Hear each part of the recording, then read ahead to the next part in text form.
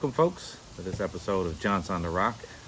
Doing something a little different today. We're doing a gear review. We've been on several hikes and whatnot over the summer, and so we thought it'd be worth our while to review some of our gear that we take with us. This is more specific to kind of a backpacking trip like we did to Snug Harbor this past summer. You can check that out on our YouTube channel.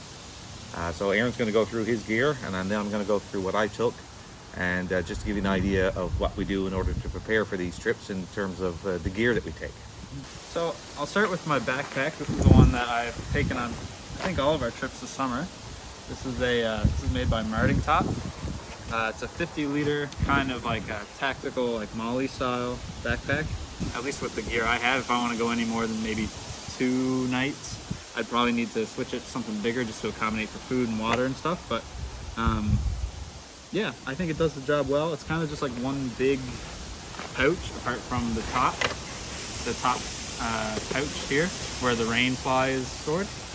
I'm not light on my gear, meaning I don't baby it a lot of the time, so I wouldn't feel comfortable having a super light backpack. I'm not overly concerned about that. I want something that, you know, I can bushwhack through some pretty heavy trees and not have to worry about it tearing or anything like that. So that's it.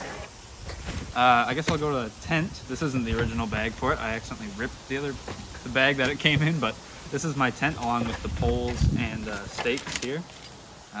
This is a Eureka Suma 2 backpacking tent. It weighs, I think with all the components, it's just right around 4 pounds. You can kind of get it down a little bit less than that if you take some stuff out that isn't really necessary, but yeah, I love it. It's nice and roomy for someone like me. I'm about 6'2", and I like to have, there's plenty of room for me to sit up without hitting my head off the roof, and there's lots of room head to toe, which was important for me when I was looking for a tent for backpacking. So yeah, that's that. I really like it. Hasn't leaked on me yet, but we'll see what happens in the future. This is one piece of gear that I didn't want to cheap out on when I bought it, because I've slept on many a thin and short and uncomfortable sleeping pads going camping, and I was like, you know what, I'm just gonna bite the bullet and get a nice sleeping pad. This is a Big Agnes AirCore Ultra insulated version. I think the R value on this one's about 4.2, 4.3, so it'll get you down to well below freezing. I just hate the feeling of rolling off a sleeping pad in the middle of the night. It just makes for a miserable night when you can't sleep well out in the country. So yeah, I'm really glad I invested in this, and yeah, I would highly recommend this if you're one of those people who, like, I used to dread the actual sleeping part of camping because I never could get a good sleep. But ever since I got this, I'm not like that anymore. So this is the sleeping bag that I got recently. It's a Kelty Cosmic Down 20. It's a down, well, as the name suggests, it's a down sleeping bag. Rated down to 20 degrees Fahrenheit, which I believe is like -6, -7 Celsius. I wouldn't push this much lower below freezing. I've slept in it in around -1, -2, and I was kind of just barely warm enough with all my layers on. And so you're a hot sleeper too. I am a hot sleeper, yeah. So that's definitely a limit rating. It's not a comfort rating. But yeah, if you're looking for kind of, I say budget, but most down sleeping bags are kind of expensive. But if you're looking for one that's not too expensive, then I would recommend this one. This is a folding camp chair.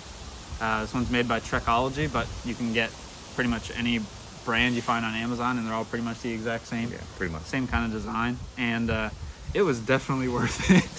I think it's like 2 pounds or something like that. Yeah, I think 2.5 pounds. Yeah, something like that.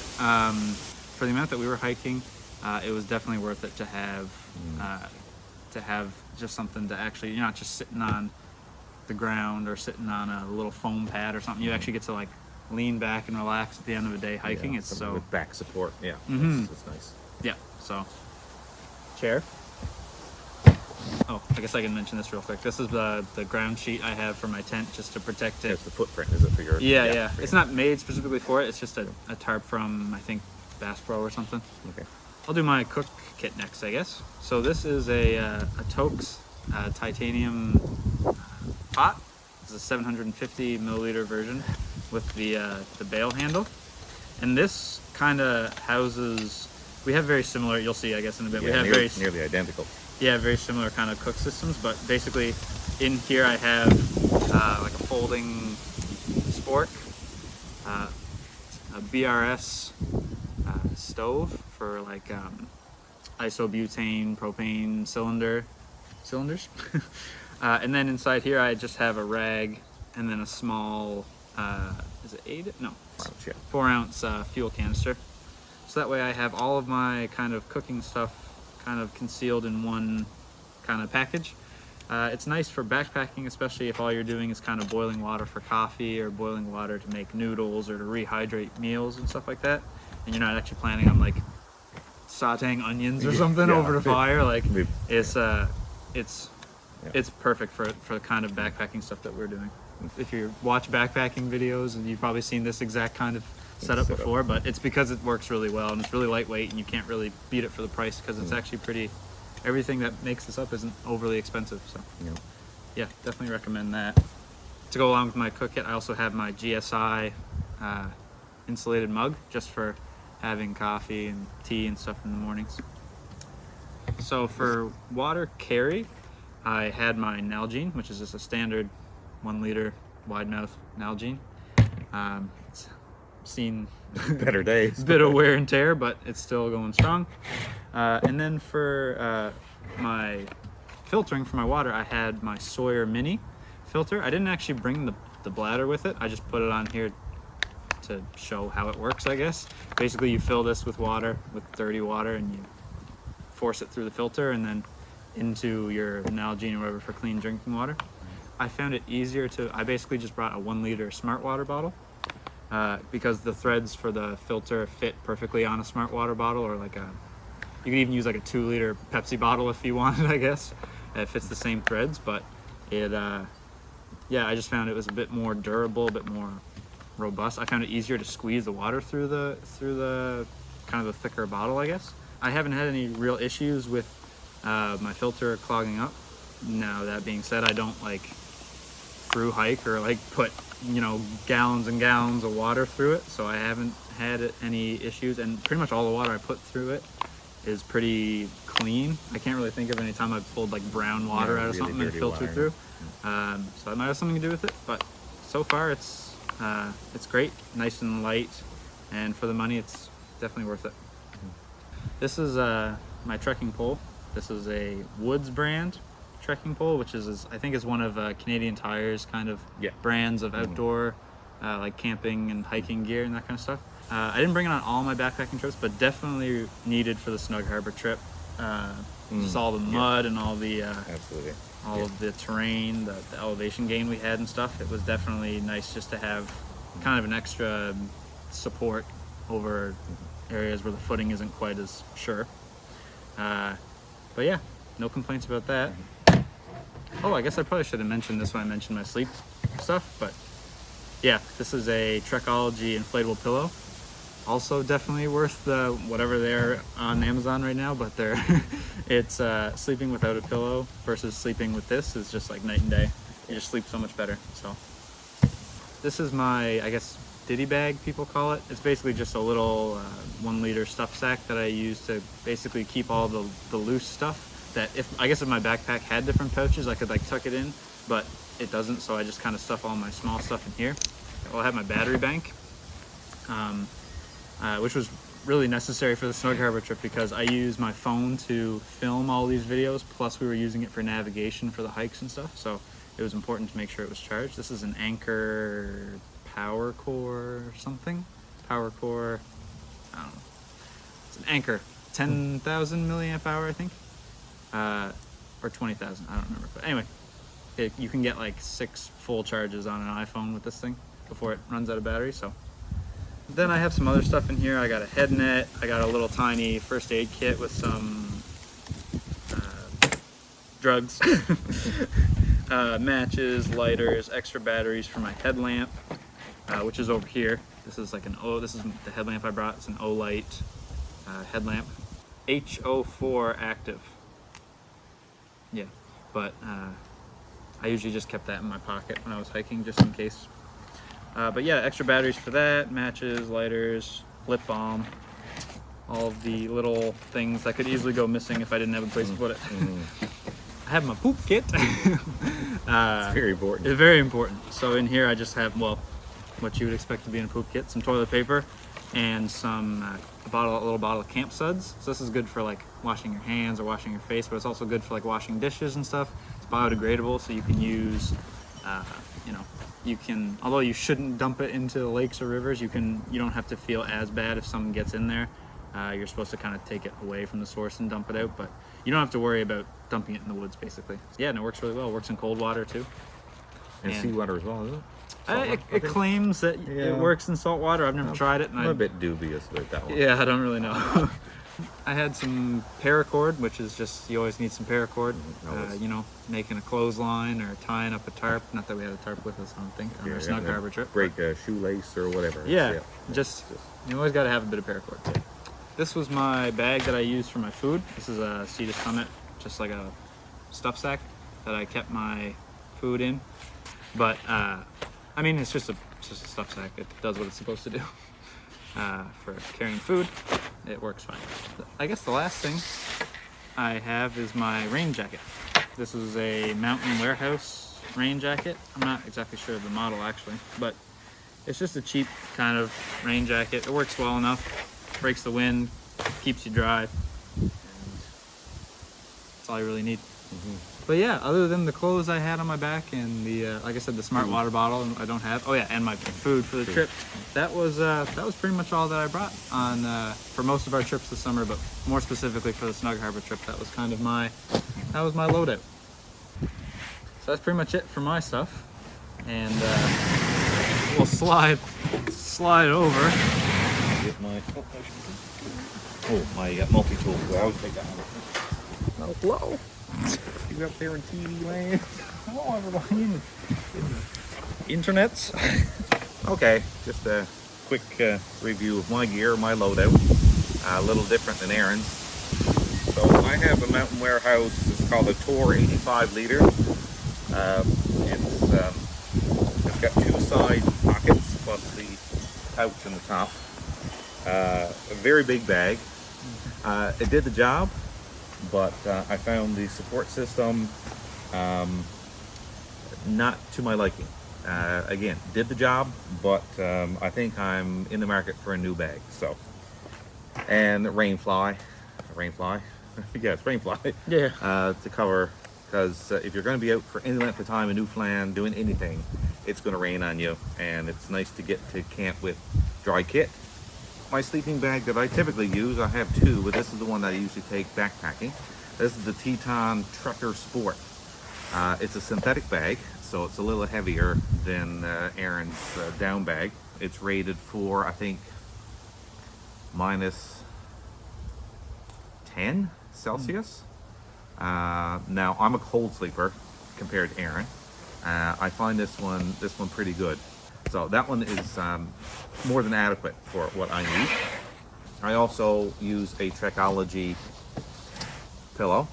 Sometimes I'll use a combination of both the pillow and clothes stuffed in a bag. That works sometimes, but having the pillow is a definite advantage. My sleeping pad is the Climate Insulated Static V. I've seen a lot of mixed reviews. Mixed reviews on this one. Me personally, I found that it's comfortable.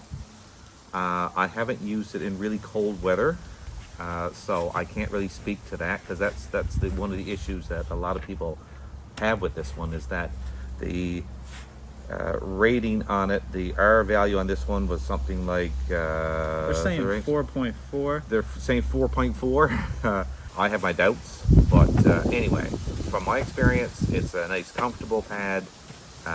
And I get a good night's sleep on it, which, like Aaron was saying, it's vital when you're outdoors. You're going to be miserable. You're not going to enjoy yourself if you're out there and you're not sleeping, right? So tailor it to your individual uses. Like if you're only going to be summer camping, well then you don't need a pad that's like our value of 4. Like so see what you do and kind of tailor your gear to that. My tent was a Eureka Solitaire. That's the pole. And inside I have my footprint, and all my footprint is just the tarp that's been cut. to accommodate the size of my tent. This one is just over 2 pounds. There's not room to sit up in it. It's basically, okay, I'm gonna go in and lie down and go to sleep now so that you go into your tent. Whereas Aaron's is big enough, he could sit up and read and whatever. You can get up on your elbows and read, but you're not sitting up in this tent. But I More find of a bivvy style. more of a bivvy style, and good for high wind because it's low profile and nice and lightweight, and I like it. I've had it for quite a while, and I've switched. I've used other tents, and I keep coming back to this one. So I guess that says something about the tent. I also have a folding camp chair. This is a Sportneer one. Again, they're almost all identical. You see them online or on Amazon. They're pretty much the same, and they all weigh about the same. So, trekking pole. I'm old and decrepit, and I take my pole everywhere, even on day hikes. So some of you older, well, we'll call them seasoned hikers, Yes. senior hikers, whatever you want to call yourself. A trekking pole is worth its weight in gold. That's the same Same one that brand I have. name, yeah, same. This is a clothesline. It's a Sea to Summit clothesline. I think you gave me this for I think for Christmas, for one year or Christmas, something. a stocking or something. Anyway, it's a little clothesline, and you have these little beads, and you put your item of clothing in between and cinch those down, and yeah, so you want to dry out a shirt or whatever, and it's so compact and lightweight, takes up hardly any space and weighs next to nothing. So it's kind of, you could do the same thing with a piece of paracord, but this one actually has the clothespins kind of already integrated into the line, which is kind of neat. So my cook set is nearly identical to Aaron's. It's the Toke 750 titanium. I do have usually this lighter for when I'm using alcohol stoves and so on for lighting them up. And inside it's the same, almost identical setup, BRS stove. And this one is titanium alloy. I forget the weight on this thing. A really compact stove, One thing and nice and lightweight. I will say about this, I probably should have mentioned it, but they're not the most efficient stoves, meaning they seem like they leak a little bit of fuel and They don't burn a lot it. of fuel. Yeah. Yeah, so like we were getting pretty much down to the end of our fuel supply at the end of our trip. Yeah. If you Yeah. had a more efficient stove, you'd probably get more out of one of those small fuel canisters, Yeah. but just something to keep in mind. But cheap and dependable. I've had this one for a number of years now, and I've never had an issue. So it's an option, but you can get others that are more expensive, a little more fuel efficient. They don't do tremendously well in the wind either. The performance suffers a fair bit in the wind, so just something else to keep in mind. Folding spork, extra lighter because I like fire, and the canister in the bottom with a rag for cleanup and keeping your canister from kind of scratching at the inside of your pot. And that's my cook kit. A mug. This is just one I bought at Canadian Tire, a Mana one. It keeps liquids super hot a very long time, and I really like the mug. It's a little heavier than most, probably heavier than yours, but I must say it's a really good mug. My water filtration system is a little different. It's I still use Nalgene, but I use the Life Straw in the Nalgene. So then you fill this up with well, we'll say dirty water, and then you just suck on the mouthpiece, and then you have a cover then for that to keep that clean. So yeah, it worked really well, I must say, and you don't have to pull too much of a vacuum to get some water straws like this. They're kind of like a Life Straw. You get lightheaded trying to. you really got to kind of draw on them to Yeah. get water. This one's not like that. It works pretty well. Dip, Yeah. put your filter in, and you're good to go. Yeah. And again, I haven't filtered really dirty water with this before, and I think with this one, if you were going to take water that had a lot of particulate matter in it, you would probably want to pre-filter it through a bandana or something, because I'm thinking this would clog pretty quickly. But I also had with me, although I didn't use it, some of these Aquatabs. So they're just like a chemical treatment that you would put in your water, just more for emergencies than anything. If you had to kind of, if something happened, your system broke or whatever, and you lost it or something, and you you wanted to have some safe water, you could put this in anything. You could put it in your mug or put it in a pot or whatever, and it'll do the trick. I also like to bring a bowl. You use one, well, just like this for Odin when we, right? Yeah. For his water or whatever.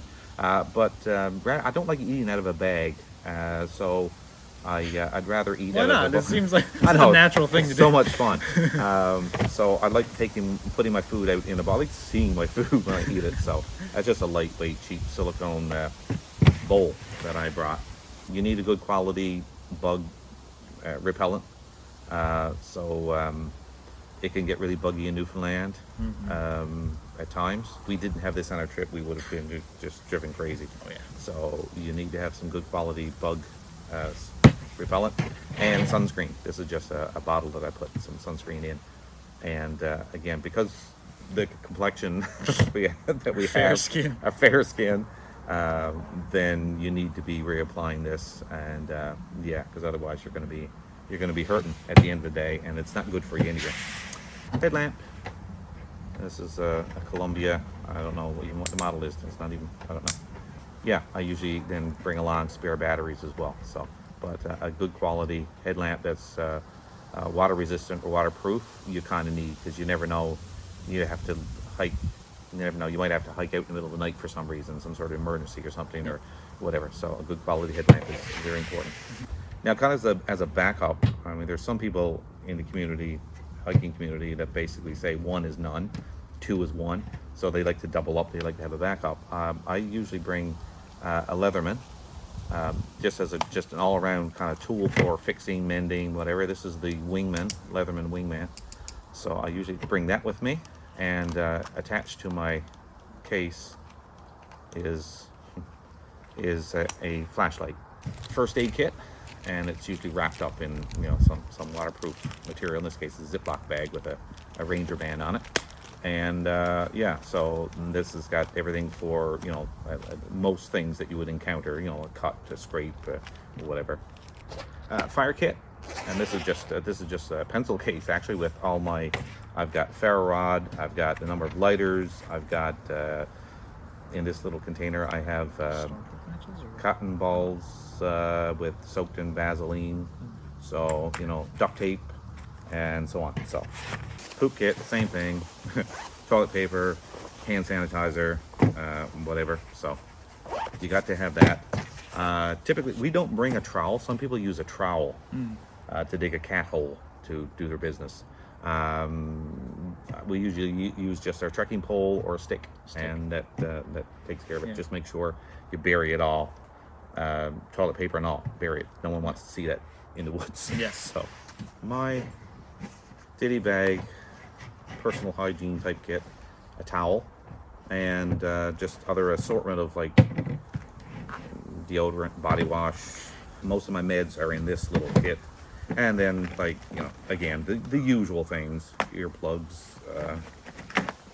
toothbrush, and so on and whatnot. I'm a dirtbag, and I don't care about my hygiene in the woods, so I don't bring that stuff. Well, it depends on the duration. If you're just going for, and I don't take it on every trip, especially overnighter. I mean, you just dirtbag it, and just like, okay, so I don't brush my teeth for a day. It's not the end of the world. But if you're going on a multi-day trip, it's nice to go to bed. Yeah.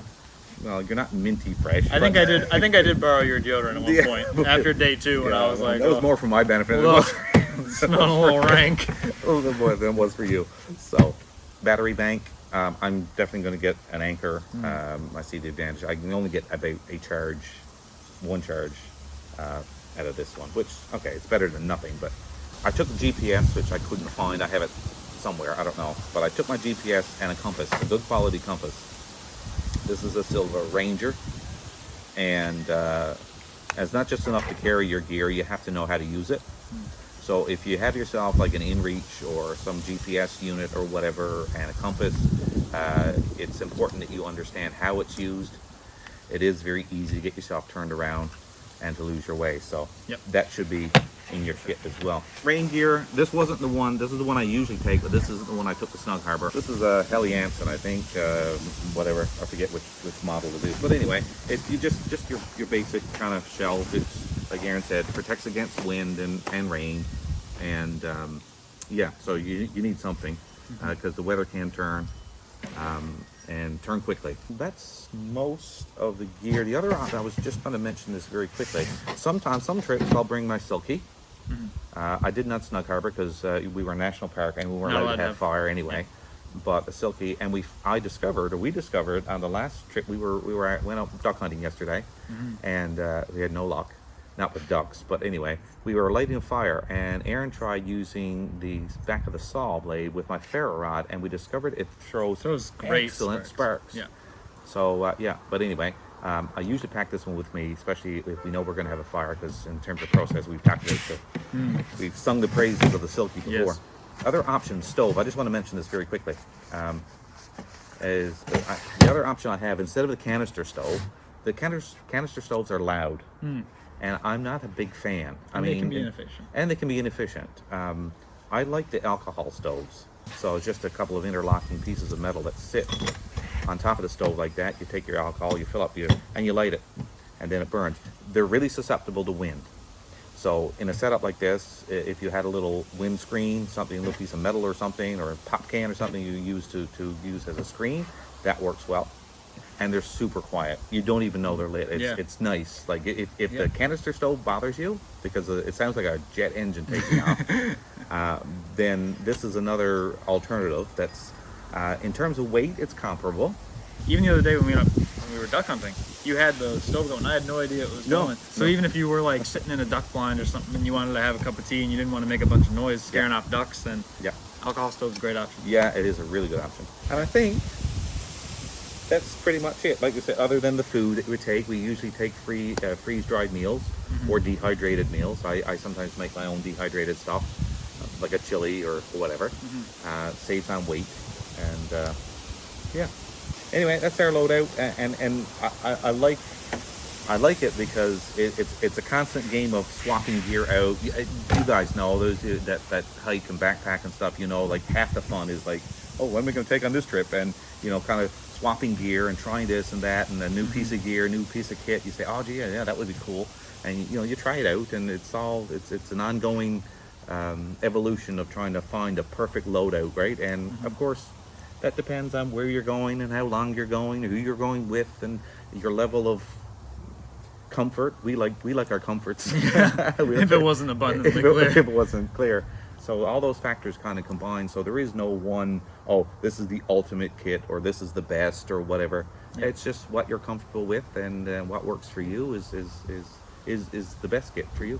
There's no one size fits all with this kind of stuff. It's whatever you find the easiest to use and most comfortable, and that's all that matters. And what's in your budget range too. That's a big factor too. But don't let any of that stop you from getting out there and enjoying the outdoors. Like today, just a beautiful day, and yeah.